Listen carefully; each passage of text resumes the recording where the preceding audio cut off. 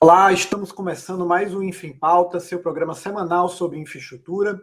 Hoje é 1º de novembro, eu sou Maurício Portugal Ribeiro e estamos aqui com Felipe Graziano, da Giamundo Neto Advogados, e com Sebastião Buto, da Sigla Sul Consultores, para tratar dos temas mais relevantes do setor. No Infra em Pauta desta semana, vamos falar sobre as alterações na Lei de Improbidade Administrativa, sobre a aquisição da Sugás pela Compasso e sobre a licitação da rodovia Presidente Dutra. O Infipauta é toda segunda-feira bem cedinho. E se você quiser começar a sua semana bem informado, curta o nosso canal no YouTube ou no seu aplicativo de podcast para receber as notificações. Bom, vamos começar com as alterações na Lei de Improbidade Administrativa.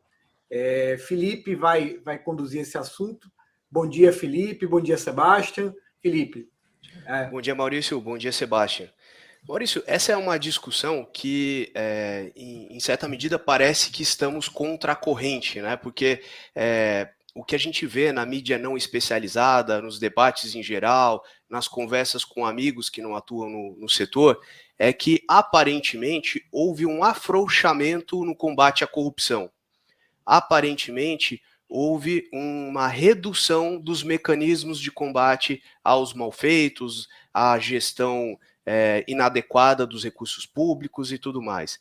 E, na verdade, não me parece que é isso que aconteceu. Eu acho que, na verdade, a gente tem uma medida que acaba consolidando entendimentos que o STJ vinha já cravando em suas decisões, na sua uniformização de jurisprudência, para melhor aplicação da lei de improbidade.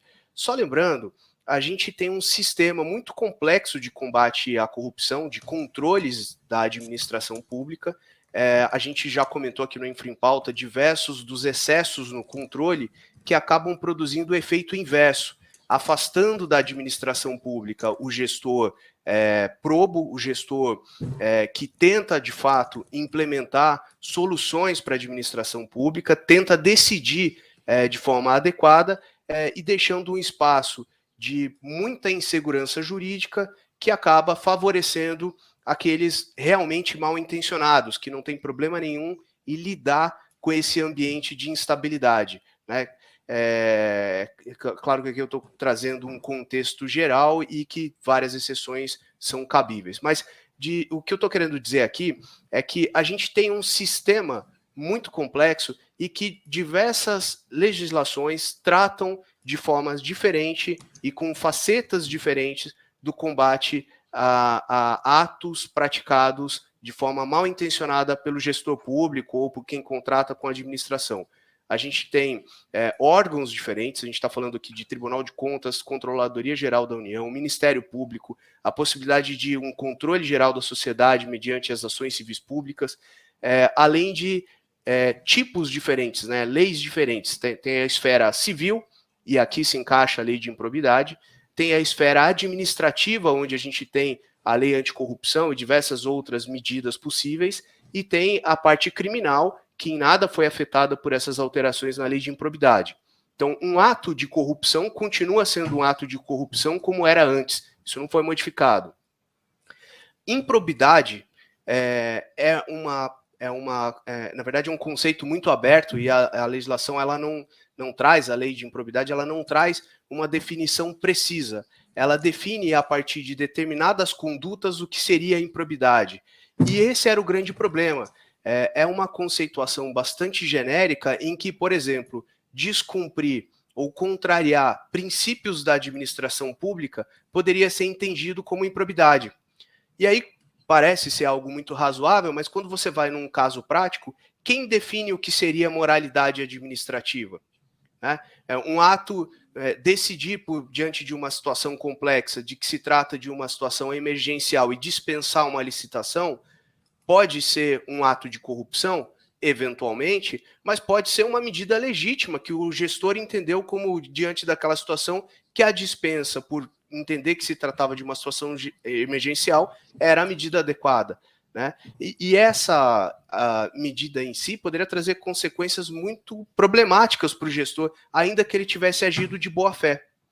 Então, talvez aqui o principal aspecto que vale a destacar das alterações implementadas foi a exclusão do tipo culposo da definição de improbidade em relação aos atos que causam prejuízo ao erário e os atos que implicam ou decorrem de violação a princípios da administração pública.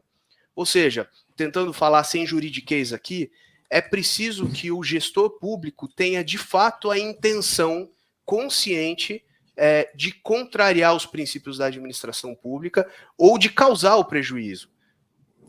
A gente está tentando separar aqui os atos que de boa fé tenham sido tomados pelo gestor público, mas que eventualmente no futuro não se mostrem como os mais adequados. E aqui tem um detalhe importante.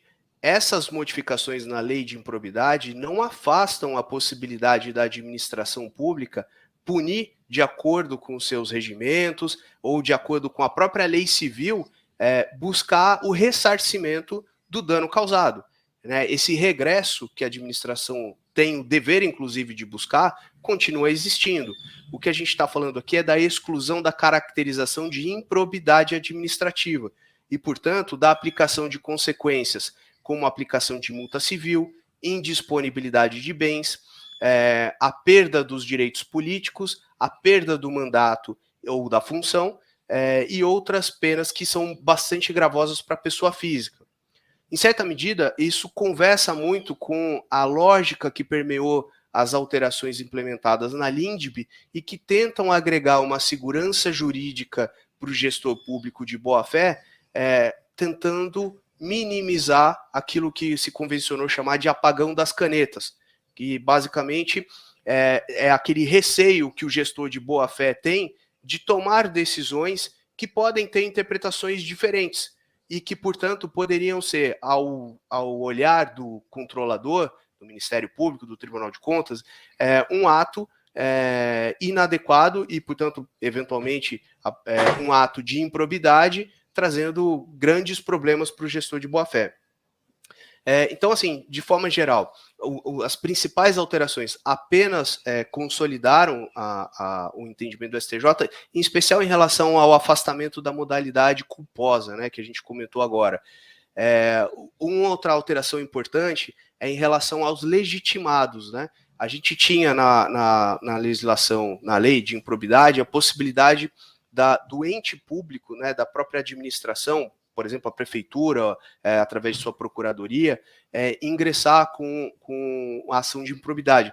E isso acabava gerando, no ambiente de prefeituras, principalmente as prefeituras menos estruturadas, que não contavam com procuradoria, uma série de medidas com um viés político muito grande, em que o sucessor atacava o antecessor, ou eventualmente um adversário político, na tentativa de torná-lo inelegível ou de cravar aquela pecha de ímprobo, né, de corrupto, ainda que a lei de improbidade não trate de corrupção, mas no seu adversário político. Com as alterações, apenas o Ministério Público é legitimado para ingressar com a ação judicial, né, com a ação de improbidade. Um outro aspecto que provocava muita discussão é em relação à prescrição. O prazo prescricional, o principal prazo prescricional, ele era de 5 anos após o término do mandato ou o término do exercício da função pública. O que era muito problemático quando você pega pessoas que trabalham na administração pública ao longo de 15, 20 anos, depois que ele deixava a administração pública, ele podia responder, depois da perda do mandato, da função, por mais 5 anos, abrangendo todo o período em que ele exerceu a função pública, né? Agora, com as alterações, o principal prazo, ele é de 8 anos contados do fato. E então isso traz uma segurança jurídica maior para aquele funcionário público de carreira, ainda que exercendo cargos de confiança, o que é muito comum. Você pega a administração pública federal, independente da alternância de poder, existe um núcleo da administração que permanece, que segue atuando, e isso traz uma segurança jurídica muito grande para essas pessoas. Esse prazo, duas inovações também interessantes, é que a instauração do inquérito civil pelo Ministério Público suspende o prazo de prescrição por 180 dias. E foi prevista também a prescrição intercorrente, ou seja, depois de proposta a ação, caso ela não se movimente, isso também é contado na aferição da prescrição. o que também traz, a gente vê diversos casos aí de ações que duram 10, 15, 20 anos às vezes, e isso realmente é muito complexo quando você pensa na perspectiva da pessoa física. A questão da multa civil, em que em alguns casos ela era multiplicada por até 24, 100 vezes, eventualmente, no caso quando a base de cálculo é a remuneração mensal do gestor, ela foi reduzida para o valor do dano, né? Então, nas suas diferentes perspectivas, a multa está limitada ao valor do dano causado, o que me parece razoável, porque a busca do ressarcimento por outros meios, inclusive, não foi invalidada, e as demais consequências do ato de improbidade, nas suas outras perspectivas, também não foram invalidadas, né? E, por último, acho que um último destaque que eu faria aqui é em relação àquelas medidas de natureza cautelar que eram adotadas no início do processo em relação à indisponibilidade de bens. Elas foram, na verdade, foi feita uma ordem de preferência em relação ao bloqueio. Preferencialmente serão bloqueados bens e não contas bancárias, e excepcionalmente as contas bancárias, né? E um outro detalhe é que o valor do bloqueio passou a ser limitado ao valor do dano também. As multas não são computadas para o bloqueio. Então, ou seja, diante da propositura de uma ação de improbidade, que tem ali os elementos mínimos necessários para a caracterização do dano, né, que tem assim, os indícios de que o dano de fato ocorreu, a medida de restrição aos bens do acusado, elas vão se restringir preferencialmente ao patrimônio não líquido, excepcionalmente abrangerão o patrimônio líquido e estarão restritas ao valor do dano. A multa só vai ser eventualmente objeto de algum tipo de medida quando de fato você tiver a caracterização em sentença da improbidade. Maurício, Sebastião, esses foram os principais pontos que para o público, né, mais misto que a gente tem, né, não exclusivamente de advogados, que eu achei que valiam um destaque, mas fiquem à vontade para comentar, por favor. O único comentário que eu teria, Filipão, é que a improbidade deveria ser um conjunto de sanções, né, para os atos mais graves no exercício de funções públicas, né, sanções como você mencionou de natureza civil, né, para os atos mais graves de um gestor público. E do modo como a lei de improbidade tratava o tema, né, particularmente me incomodava muito essa história de ser viável você caracterizar a improbidade por descumprimento de princípios jurídicos, né, princípios do ordenamento jurídico, né, num contexto, né, especialmente nesse contexto que a gente vive, que cada um tem um princípio para chamar de seu, né, um acadêmico na área jurídica resolve fazer uma tese, a primeira coisa que ele faz é inventar um novo princípio. Então você, de certa forma, vulgarizou a noção de improbidade e isso, nas mãos de controladores irresponsáveis, né, tornou a vida de muito bom gestor, que estava tentando fazer o seu trabalho, uma coisa desesperadora. Eu acho que vale a pena citar o caso, que eu acho que é um caso muito conhecido, né, e muito importante, muito emblemático, que é o caso do Sérgio Aveleda, enquanto diretor do metrô, que ele se recusou a parar uma obra que o Ministério Público entendia que havia irregularidades, mas ele sabia que parar a obra tinha um prejuízo para os usuários e para o próprio metrô, né, companhia do metrô, enorme. Ele se recusou a parar uma obra, que é a linha 5, né, do metrô, e por isso respondeu por anos a uma ação de improbidade sem ter feito absolutamente nada de de ilícito, né?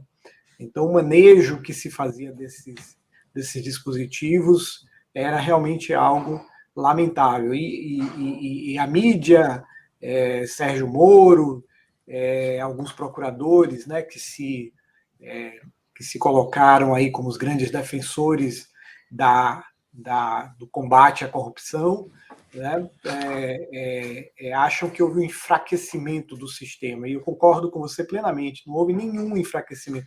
Houve uma racionalização de um sistema absolutamente irracional, que tinha se tornado absolutamente irracional, e que precisava ter limites, ter novos limites em vista do uso indevido que estava se fazendo desse sistema.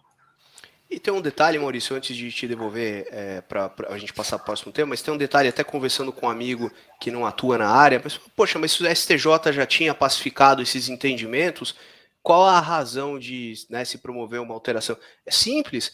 Quanto tempo demora um processo para chegar no STJ, né? Quanto tempo o sujeito tinha que esperar até que se reconhecesse a necessidade de uniformizar aquele caso com a jurisprudência? E isso afetava o caso do Sérgio é muito emblemático, né? O quanto isso afetou a vida dele, o quanto custou para ele se defender nesses processos, quantas oportunidades ele não perdeu, seja no poder público ou na iniciativa privada, em razão dessa pecha que se tentou colar nele, né? Maurício, por favor, pode ir. Então, vou passar a palavra para o Sebastião para falar sobre a aquisição da Sulgás pela Compass. Bom dia a todos, bom dia Maurício, Felipe, todos que estão ouvindo. No dia 22 de outubro, foi realizado o leilão de privatização da Companhia de Gás do Estado do Rio Grande do Sul, a Sulgás, onde o Estado colocou à venda sua participação na companhia, sua participação de 51% das ações. Lembrando que a Sulgás é a empresa responsável pela comercialização e distribuição do gás natural canalizado no estado do Rio Grande do Sul. Atualmente, a Sulgás atende 42 municípios concentrados no eixo de Porto Alegre e Caxias do Sul, e fornece gás a aproximadamente uns 68 mil clientes. No leilão, quem arrematou as ações do Estado foi a Compass Gás e Energia, que é do grupo Cosan. E foi a única empresa que apresentou uma proposta válida na licitação para a aquisição da participação do Estado. E levou pelo preço mínimo do leilão, que foi de 928 milhões. Lembrando que a composição prévia à licitação da Sulgás era 51% participação do Estado e o outro 49% da Gaspetro, onde a Gaspetro tinha uma composição de 51% da Gaspetro era da Petrobras e 49% da japonesa Mitsui. A Petrobras, em julho deste ano, vendeu a participação que ela tinha na Gaspetro, aquele 51% da Gaspetro, também para a Compass, numa transação que ainda está sujeita à aprovação do CADE, do Conselho de Administração de Defesa Econômica. Dessa forma, olhando para a licitação da Sulgás, a gente tem que houve só um concorrente, só um participante na licitação, que foi a Compass, onde a Compass já deteria parte das ações através da aquisição que a Compass fez da Petrobras na Gaspetro. Quais são as questões que surgem a partir deste processo de transferência das ações do Estado à iniciativa privada no setor do gás? Foi que a Sulgás se tinha muita expectativa no mercado quanto ao processo de privatização da Sulgás. Seriam as primeiras companhias a ser privatizada no gás após o novo marco, a nova lei do gás, que busca dinamizar o mercado do gás. É uma companhia que está consolidada num mercado que, tanto pelas questões climáticas, tem uma demanda residencial e também tem uma demanda industrial importante na indústria da cerâmica, indústria do vidro e até o tratamento dos coros. Então, é uma companhia que a expectativa era que houvesse mais participantes neste processo de concorrência pela licitação das ações. E nos deparamos depois, na realidade, com que houve só um oferente. Isso traz algumas reflexões de por que o motivo de não ter trazido outros interessados. Um pouco a pergunta que ficou no ar para o setor e o mercado. Tá? Aí as possíveis causas que poderiam ter levado essa falta de apetite para uma distribuidora que ela teria características de ser mais atrativa, pode ser a situação econômica geral, o aumento dos juros, a inflação, então isso faz com que se tenha um cenário de risco macroeconômico maior. O mercado do gás, que, se bem passou por uma modificação na nova lei de gás que busca dinamizar o mercado, o setor, é um setor onde a regulação é mais incipiente. Há certas incertezas em quanto ao dinamismo do setor e, em particular, na distribuição, porque ainda existem as dúvidas de como será o processo de liberalização do mercado de varejo, tá? A possibilidade de clientes se tornarem livres e qual será o risco de bypass da rede das distribuidoras para o transporte.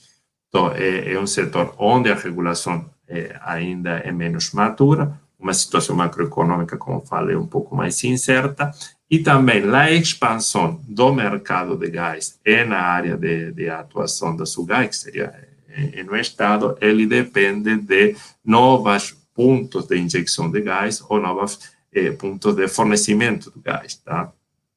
Que isso depende também da expansão dos gasodutos ou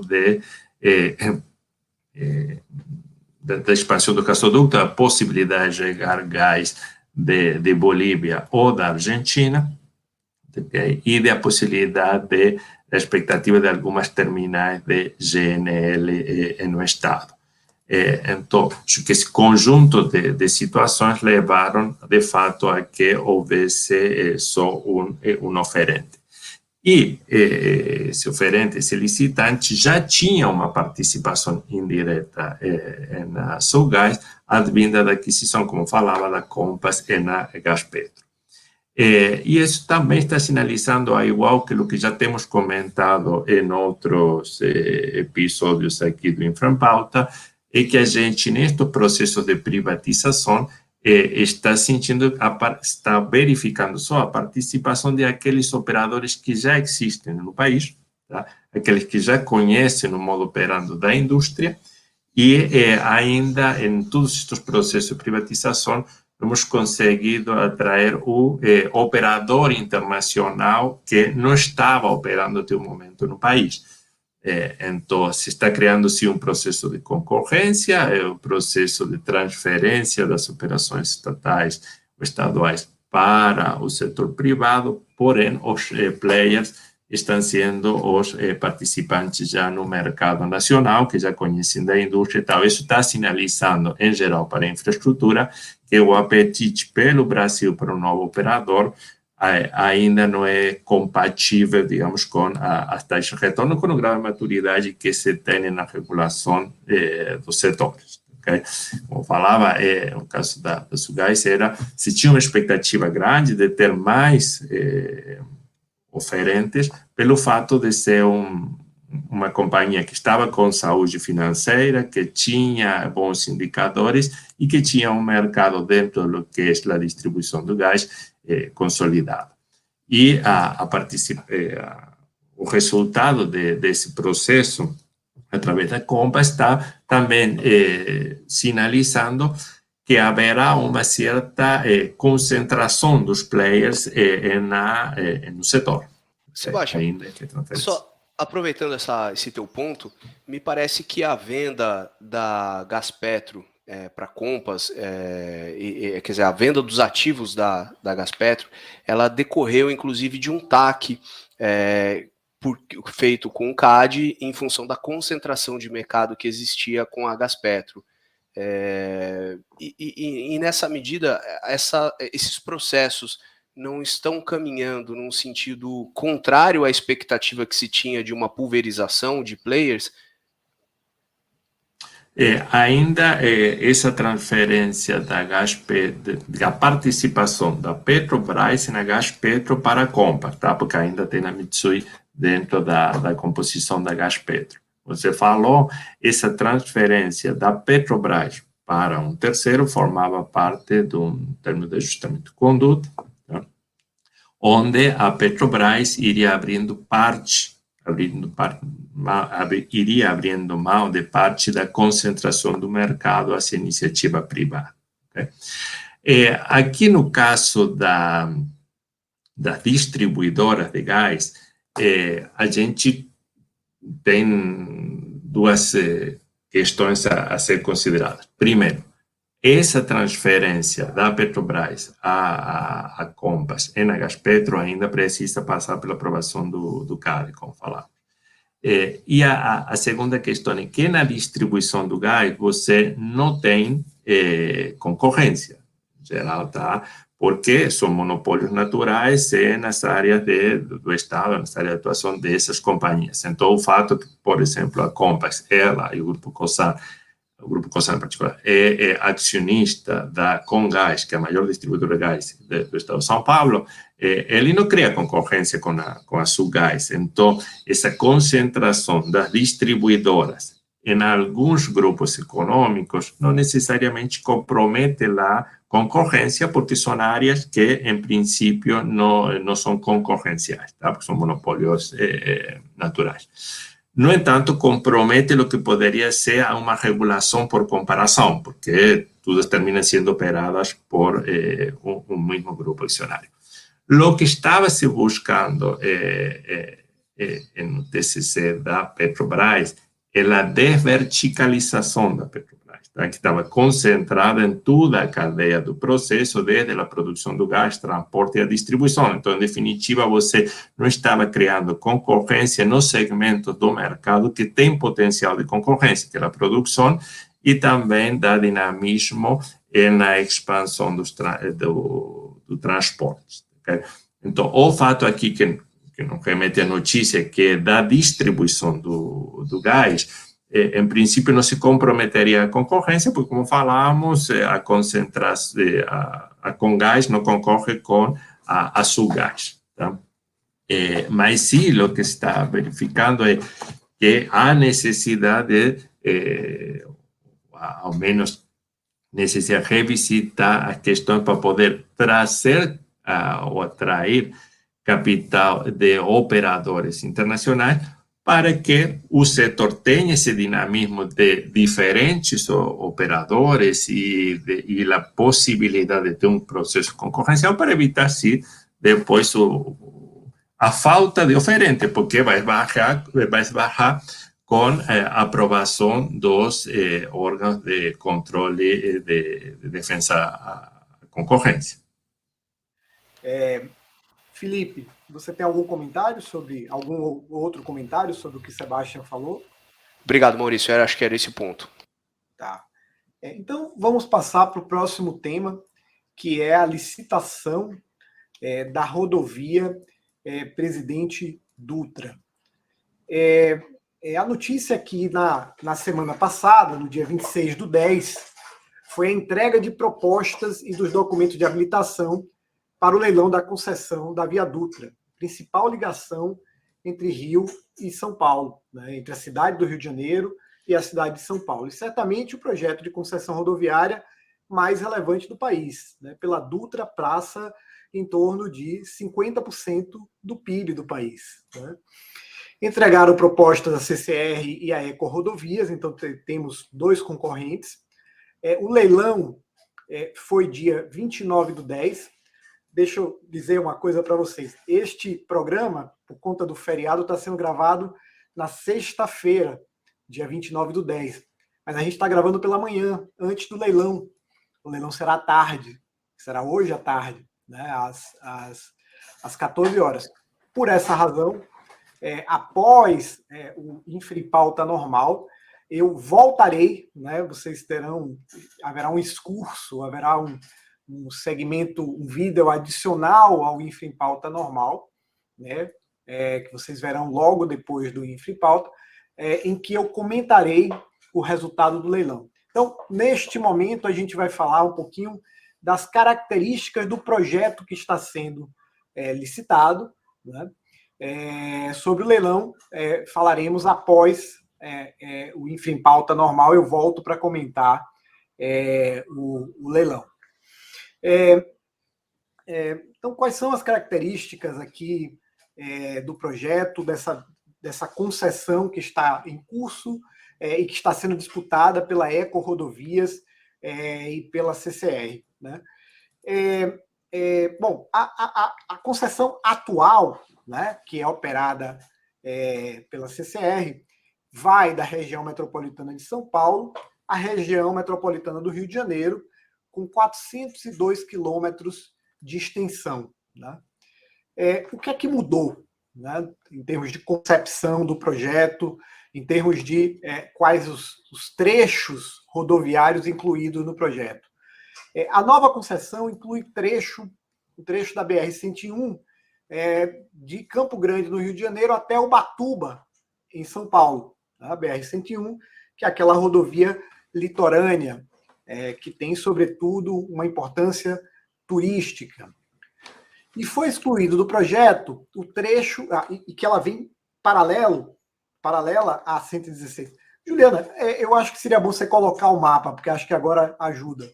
Eu estou colocando o mapa, para o pessoal que está nos ouvindo no podcast, eu estou colocando um mapa mostrando as rodovias que estão incluídas na concessão, né, que está em licitação, da rodovia Presidente Dutra. Então, está incluída a BR-116,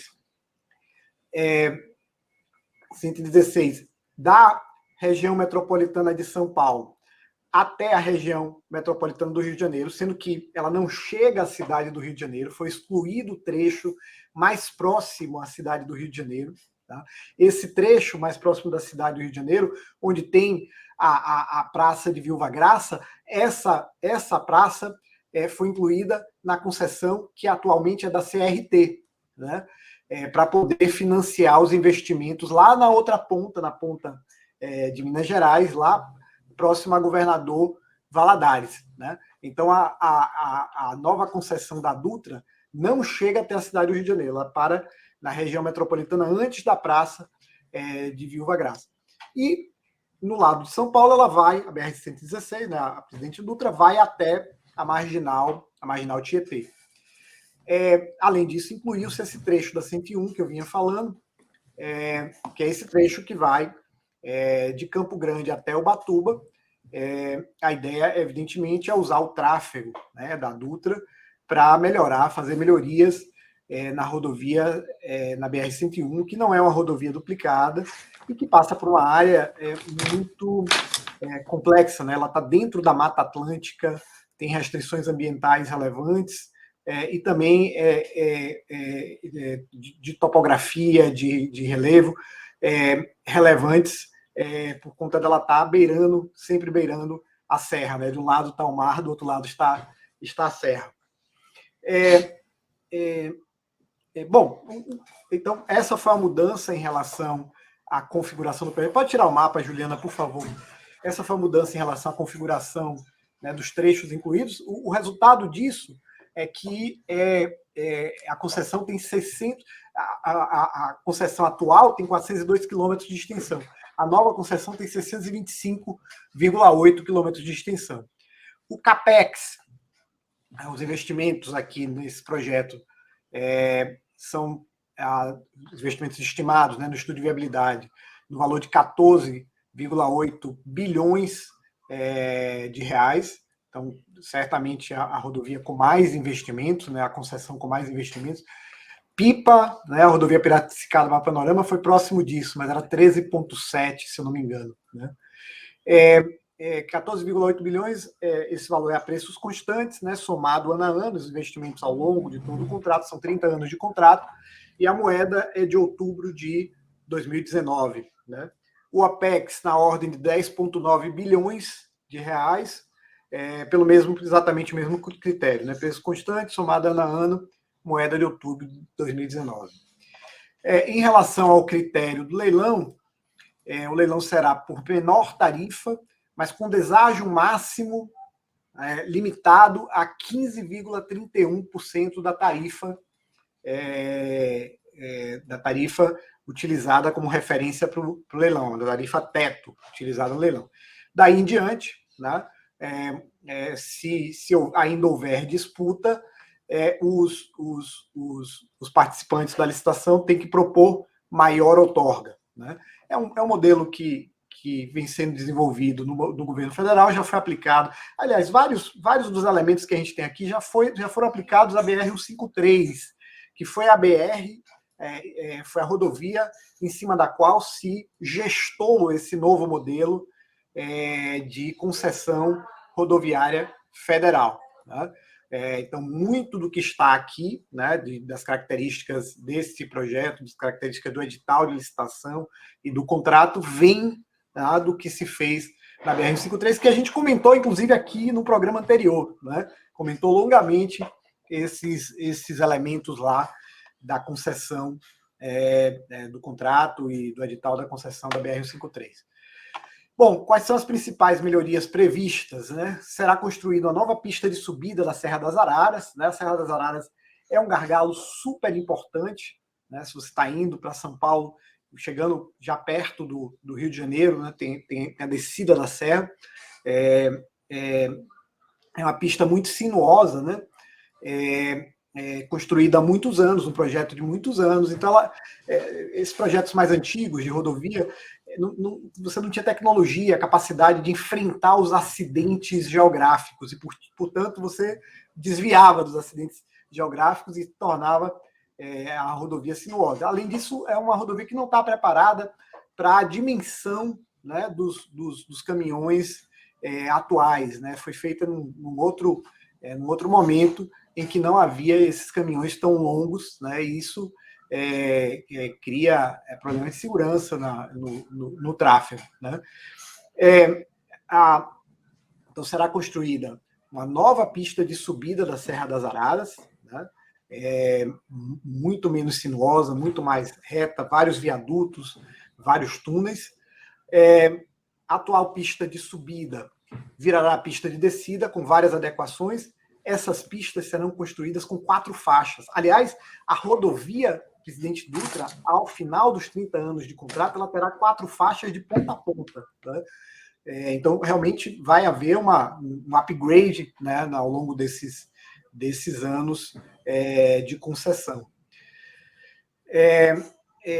Além disso, está prevista a duplicação de 80,2 quilômetros da BR-101, da região de Campo Grande, né, no Rio de Janeiro, até Angra dos Reis, a duplicação, né? Daí em diante, por razões ambientais e por problemas também topográficos, se decidiu não fazer duplicação, mas tem várias melhorias, inclusive faixas, terceiras faixas, passagem de desnível, passarelas, passagem de fauna, né? Como eu falei, é uma área cheia de problemas ambientais, né? Então, será preciso um cuidado especial em relação a isso. Inovações regulatórias. Como eu falei, espelha o modelo lá da BR-153.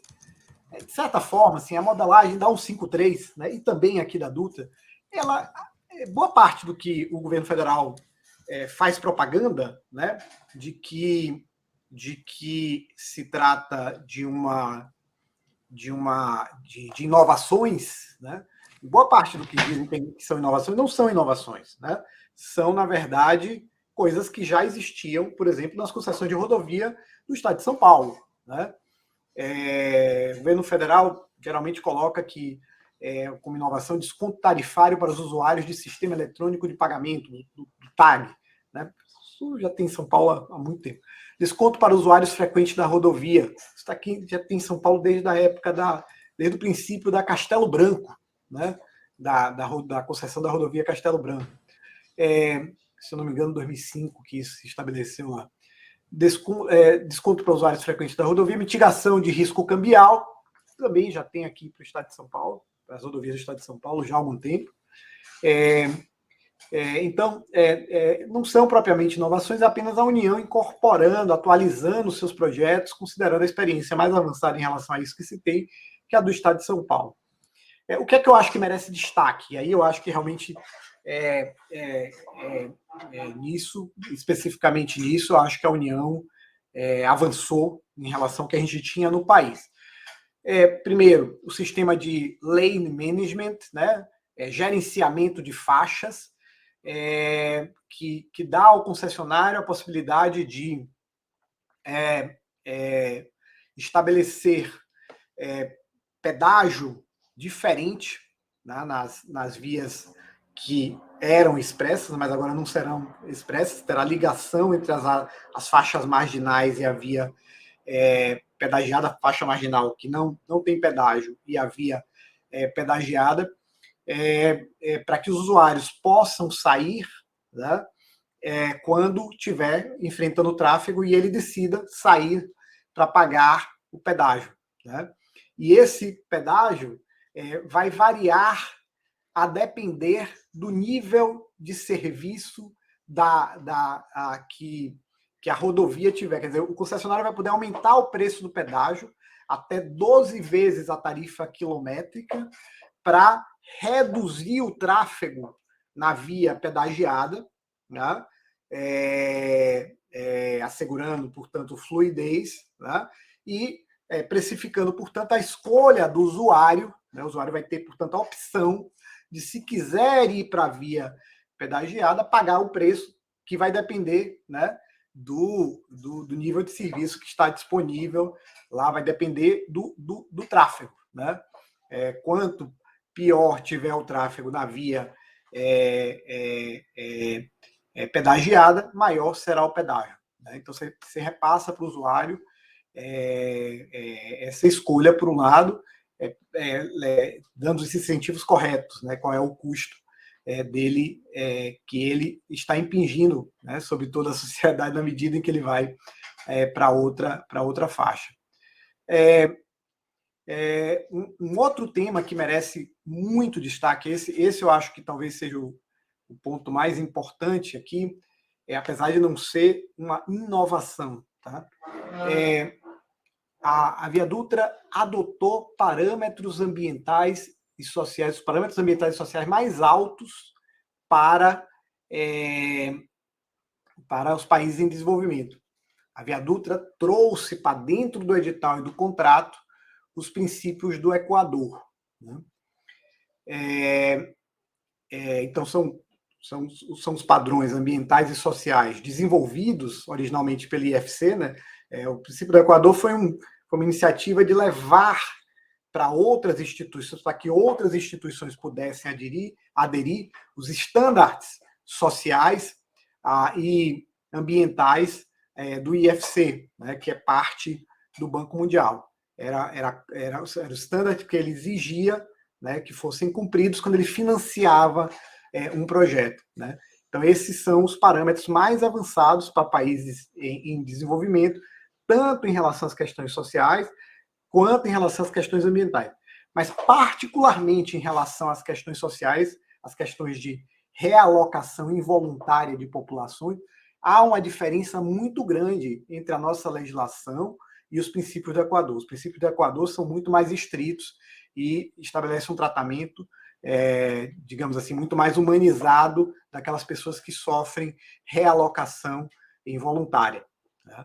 Então, isso é uma coisa a chamar atenção, particularmente no governo que não tem sido, em geral, simpático a pautas ambientais e pautas sociais. Realmente é de se elogiar isso.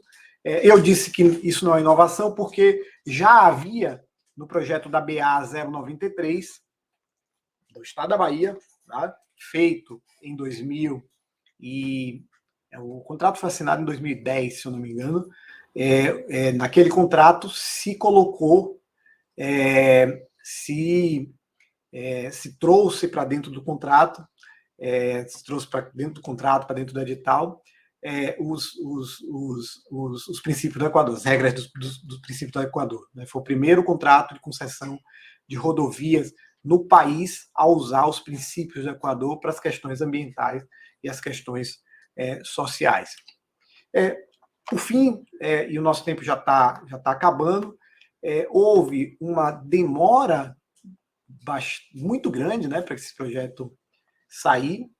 O IFC, que foi quem modelou isso para o governo federal, que é o braço do Banco Mundial, foi contratado em 2017, né, e o projeto está indo a leilão final de 2021. Realmente um ciclo longo de projeto, né, mas aparentemente aqui, em vista do tamanho da concessão, das dimensões da concessão, dos impactos, né, houve muita discussão interna no governo federal, muita discussão com o governo do estado do Rio de Janeiro, sobretudo, também com o governo do estado de São Paulo, mas sobretudo com o governo do estado do Rio de Janeiro, que tinha posições muito fortes sobre vários temas da chegada da rodovia à cidade do Rio de Janeiro.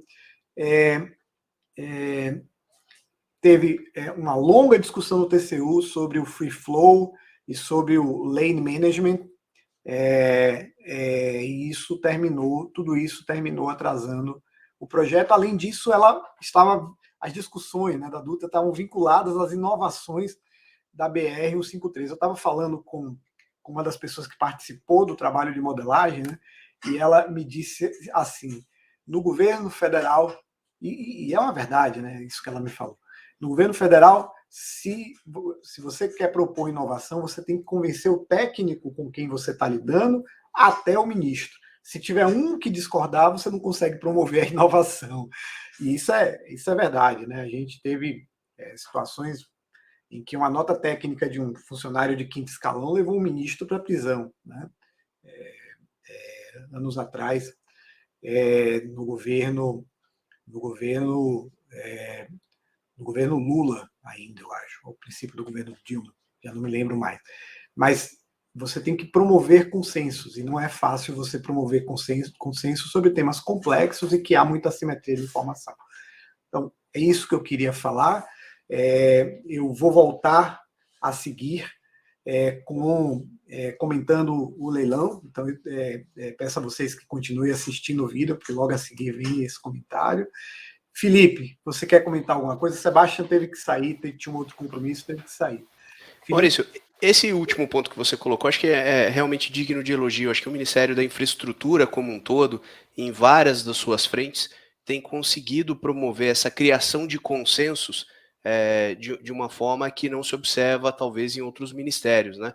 E como a gente já pontuou em outras oportunidades, existem distorções no nosso sistema de controle que quem está hoje encarregado de administrar, talvez o enfrentamento de fato não seja o melhor caminho, e a busca de consensos, a busca de um diálogo seja mais efetivo para quem está lá na cadeira do que o enfrentamento. E acho que eles têm feito isso muito bem. O ministro Tarcísio tem conseguido agregar e dialogar com o TCU, com a própria pasta, de uma forma bastante exemplar. Acho que em suma, acho que você abordou aí os principais pontos. Vamos ver depois agora o complemento em relação ao resultado. Tá bom, então nós ficamos por aqui em relação à pauta de hoje. Por favor, continuem assistindo aqui o vídeo, porque vai haver um comentário sobre o leilão da Dutra, né? E, por favor, se você gostou do nosso vídeo, curta esse vídeo, se inscreva no nosso canal do YouTube ou no nosso canal de podcast, né, para receber as nossas atualizações. E, após o comentário do leilão, voltaremos na próxima semana com as atualidades, com os temas mais importantes da semana de infraestrutura. Oi, pessoal, conforme combinado, estou de volta para comentar o resultado do leilão da concessão da rodovia Presidente Dutra. Como todos sabem, o vencedor foi a CCR. Eu queria começar parabenizando a CCR pelo sucesso do leilão, parabenizando a Eco Rodovias, que participou do leilão, parabenizando o Ministério de Infraestrutura e a NTT e o PPI pelo sucesso, por ter levado esse leilão até este ponto, né, ter levado esse projeto até esse ponto com sucesso, né. É muito trabalho, é muito esforço no nosso país para se chegar, em qualquer lugar, mas particularmente aqui, para se chegar a isso, né.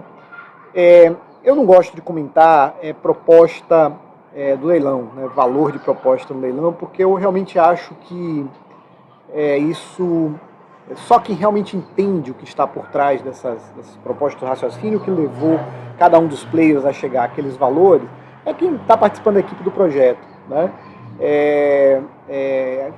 O preço, né, desses leilões, o valor da tarifa e o valor da outorga depende de uma série de premissas de custo, premissas de receita, premissas de rentabilidade, que é difícil, por isso, você opinar sem realmente você ter participado desse processo. Então eu não quero opinar sobre isso, eu acho que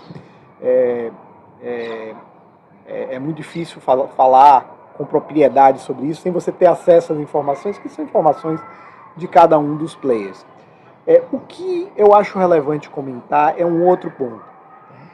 Um ponto que me parece bastante preocupante, na verdade. Observem que a gente está falando aqui do leilão da principal concessão de rodovia do país. Leilão de um ativo absolutamente maduro, né? Muitos anos cobrando tarifa, né?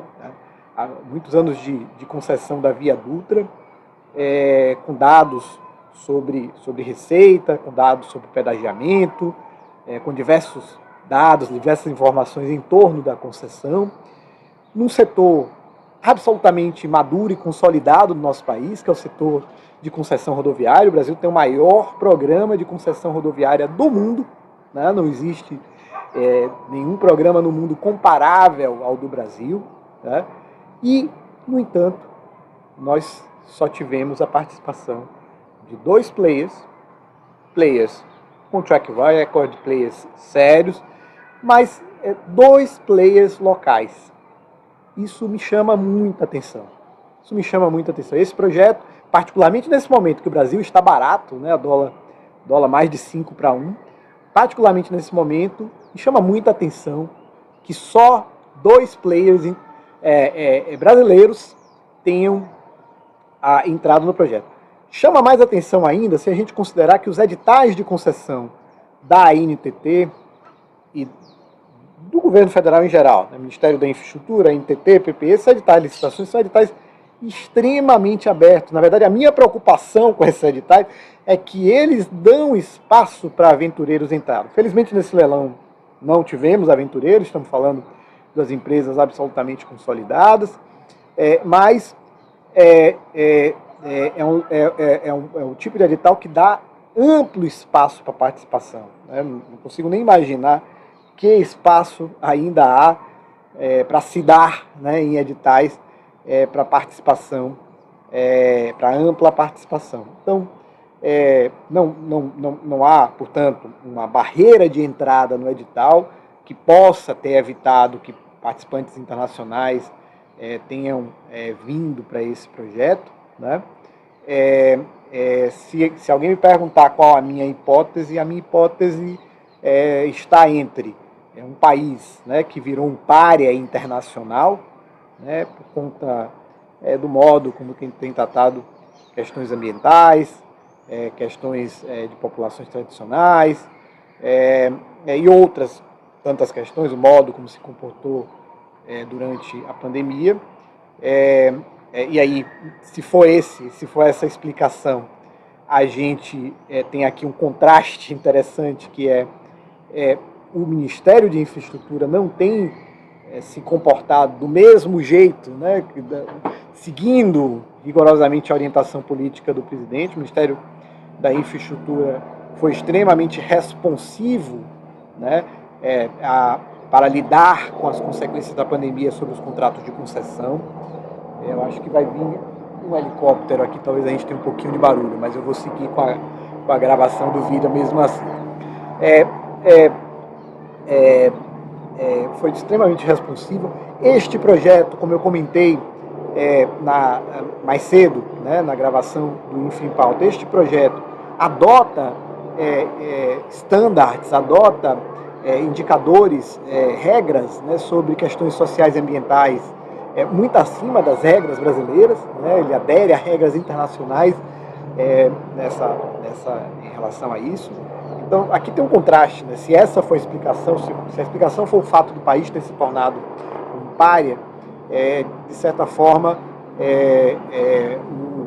o Ministério da Infraestrutura não faz parte deste tipo de posição que o governo brasileiro vem adotando, lamentavelmente, em várias situações. Então, isso é o primeiro comentário. A outra explicação que eu teria, e essa outra explicação me parece talvez a mais relevante e a mais provável de ser realidade, de corresponder à realidade, é da fragilidade da nossa regulação. Malgrado haver um conjunto de técnicos na NTT que estão fazendo um esforço de tentar trazer a regulação da NTT para um novo patamar, a NTT ainda padece de muitas falhas, de muitas fragilidades na sua atuação regulatória. Essas fragilidades criam enorme insegurança jurídica, mais ainda pela atuação dos órgãos de controle. O TCU tem sido um criador de insegurança jurídica, modificando, alterando decisões da NTT, com pouquíssima deferência à expertise técnica, à posição institucional da NTT para a tomada das decisões sobre o setor. Então, a minha explicação, a explicação que eu acho que é a mais provável, é a fragilidade da regulação, né? A NTT, ela é premida pelo TCU, por um lado. Por outro lado, ela age muitas vezes como subordinada do Ministério de Infraestrutura. A gente precisaria de uma agência independente para criar a sensação de segurança jurídica, independente do poder concedente, né? Independente da AGU, né? Que a Procuradoria tivesse posicionamentos independentes dos da AGU, independente do Tribunal de Contas da União. Então eu acho que esse leilão, por um lado, eu quero parabenizar o governo e os participantes pelo sucesso do leilão. Por outro lado, aqui há uma preocupação, porque ter neste projeto apenas 2 participantes nacionais me parece algo muito preocupante, algo que precisa ser investigado. Há um dever de casa a ser feito. Um dever de casa a ser feito pelo Ministério da Infraestrutura, pela NTT, pelo PPI. Era isso que eu tinha a falar por hoje. Muito obrigado pela sua audiência. E nós voltamos na semana que vem tratando dos principais temas do setor de infraestrutura. Um abraço.